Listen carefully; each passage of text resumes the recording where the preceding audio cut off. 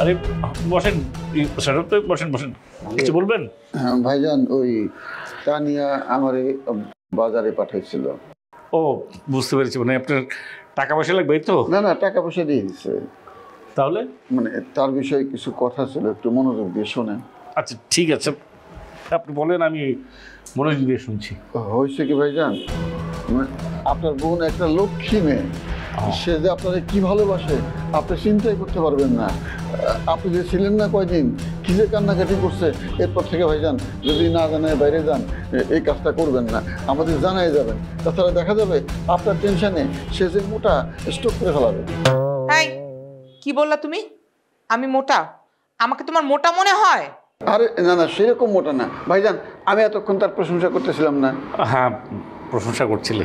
এই যে আমার ভাইয়ের কাছে তোমার প্রশংসা করতে হবে না, যাও চুলার জালটা দেখে এসো। ভাইজান তুমি কি খাবা, কি রান্না করব?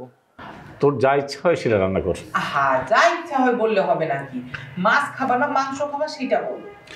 বাবা রে, তোর যেটা রান্না করতে সহজ হয়, তোর ইচ্ছা যেটা করে সেটা রান্না, অসুবিধা নেই তোর। ফ্রিজে বল মাছ আছে না, এই বল মাছটা একটু ঝোল ঝোল করে রান্না করো। হাই, এত কথা বলো কেন? তোমার ইচ্ছা মতো রান্না হবে নাকি? যাও, বললাম না চুলার জালটা একটু দেখে আসো।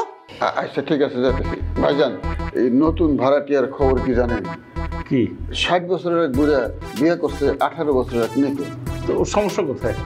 এইটা নিয়ে মহল্লায় কানাঘুষা চলতেছে, তারা কখন বাসায় আক্রমণ করে তার ঠিক নাই তো। আরে বাবা, কেউ যদি বিয়ে করে, খারাপ তো কিছু করেনি, ওর তো সংসার করছে, কোনো অসুবিধা নেই, আমার তরফ থেকে কোনো অসুবিধা নেই। এবার হয়েছে তো, এবার মাথা গলানোটা একটু বন্ধ করো। এটা দেখে আবার ইন্সপায়ার হয়েও না, তোমার বয়স তো 60-এর কাছাকাছি। দেখেন ভাইজান কি বলে। আচ্ছা, ওই ঝোলের কি জানি করতে বলছো ওটা দেখেন, ওই একটু বল মাছ করে দিস তো। ঠিক আছে, যাও রান্না করো।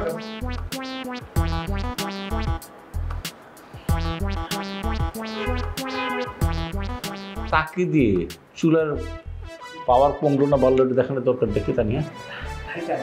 ব্যস্ত থাকলে ভালো। এটা ব্যস্ততার করার কাজ? এখন তুই যা, তোমার ভালো লাগছে না, যা যা।